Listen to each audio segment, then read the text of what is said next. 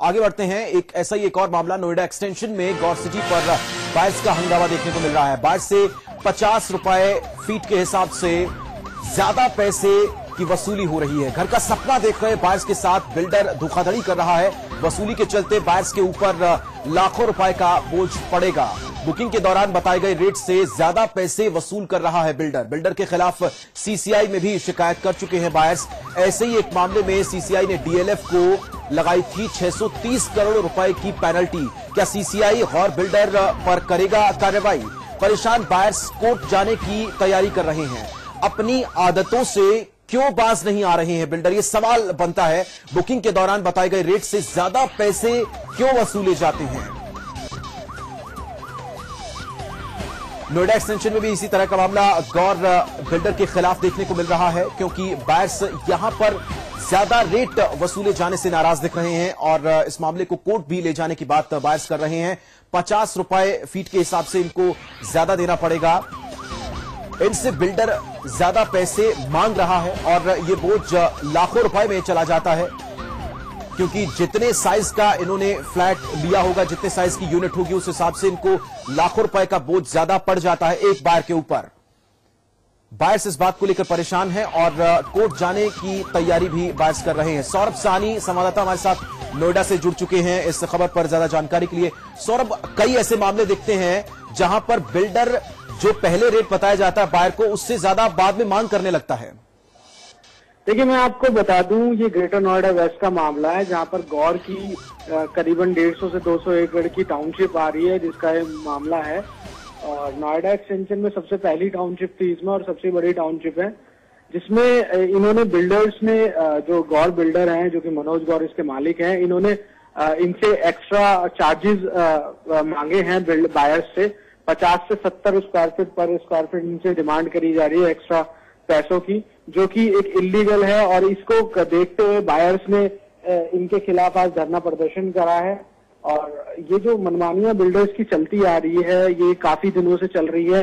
Noida extension आप जानते हैं शुरू से काफी डिस्प्यूट रहा है, काफी प्रॉब्लम्स आई हैं और हमेशा बिल्डर्स के फेवर में ही अथॉरिटी खड़ी हुई है। तो अथॉरिटी ने पहले भी बिल्डर्स को फायदा पहुंचाने के लिए एफआईआर बढ़ा दिया गया था, जिसमें बिल्डर्स को फ्लोर बढ़ा दिए गए थे, जिसमें फायदा पहुंचाया था। और बिल्डर्स ने, जो क्रेडाई की संस्था है, उन्होंने, मनोज गौर उसके प्रेसिडेंट भी हैं, उन्होंने वादा भी करा था खूब मीडिया में आके कि हम बायर्स से कोई भी एक्स्ट्रा चार्जेस नहीं चार्ज करेंगे। लेकिन अब इन्होंने जब पोजीशन देने की बात आई है, आज इनको फ्लैट देने की पोजीशन की बात आई है, तो अब इनसे एक्स्ट्रा पैसे वसूले जा रहे हैं। इनसे 50 से 70 रुपए एक्स्ट्रा डिमांड करी जा रही है ग्रेटर नोएडा अथॉरिटी के नाम से, कि हम नहीं मांग रहे, ग्रेटर नोएडा अथॉरिटी मांग रही है। तो इसको लेके बायर्स में रोष है कि हमसे पहले ही, हमारी जब नोएडा एक्सटेंशन खुला था, दोबारा एक डिस्प्यूट हुआ था सुप्रीम कोर्ट, हाई कोर्ट का, उसके बाद बिल्डरों ने काफी फायदा उठाया था उसका, क्योंकि रेट बढ़ गया था, डबल रेट हो गया था और इन्होंने खूब कैंसिलेशन करी थी। उसके खिलाफ भी बायर्स ने कई याचिकाएं डाली हैं। और आज फिर ये गौर इतना बड़ा बिल्डर है, जिसके सबसे ज्यादा प्रोजेक्ट पड़ रहे हैं और सबसे ज्यादा लैंड बैंक है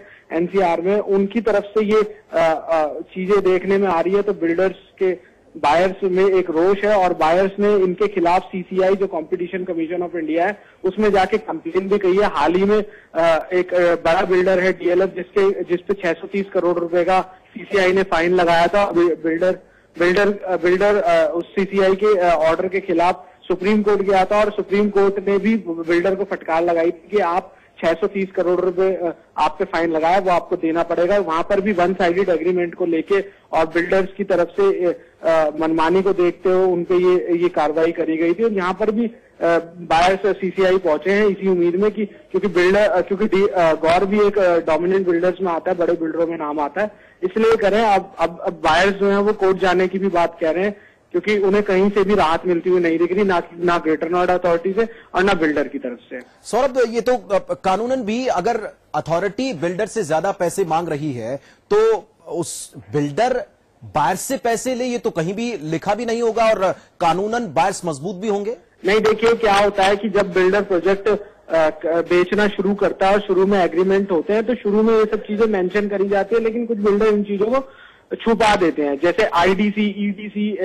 इस टाइप के चार्जेस होते हैं, एक्सटर्नल डेवलपमेंट चार्जेस हो गया, आईडीसी हो गया, जो डेवलपमेंट चार्जेस होती हैं, ये अथॉरिटी लेती है और बिल्डर इन चीज का चार्ज किसी न किसी रूप में बायर से कर चुका होता है। और ये एक एक एग्रीमेंट के तौर पे इनसे हिडन प्राइसेस रखे गए, जो कि अब बिल्डर पे बर्डन आया तो वो आगे फॉरवर्ड कर रहा है। हाल ही में आज गाजियाबाद में भी जयपुरिया बिल्डर का भी यही हाल है, क्योंकि उन पे भी अथॉरिटी से पेनल्टी लगी हुई थी। बिजली, पानी और सीवरेज इन सब की कनेक्शन नहीं दे पा रहा, क्योंकि 2006 का मामला था, 2009 में पोजीशन देनी थी, आज 2014 हो गया और ये वहां पर फ्लैट नहीं दे पाए। इसको देखते हुए उन पे भी एक बिल्डर पेनल्टी लगी, तो बिल्डर ने 15-15 लाख रुपए पर फ्लैट की पेनल्टी बायर्स पे थोप दी थी और उनके फ्लैट कैंसिल कर रहा है।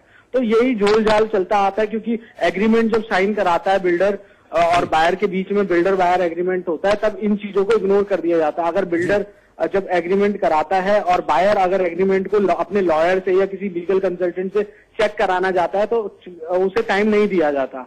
तो इस हड़बड़ाहट में वो सब चीजें अपने फेवर में उनके सारी टर्म्स एंड कंडीशन होती है, तो उस चीज में बेचारा बायर फंस जाता है। जी, जाहिर तौर पर बहुत बहुत शुक्रिया सौरभ आपका इस जानकारी और बातचीत के लिए।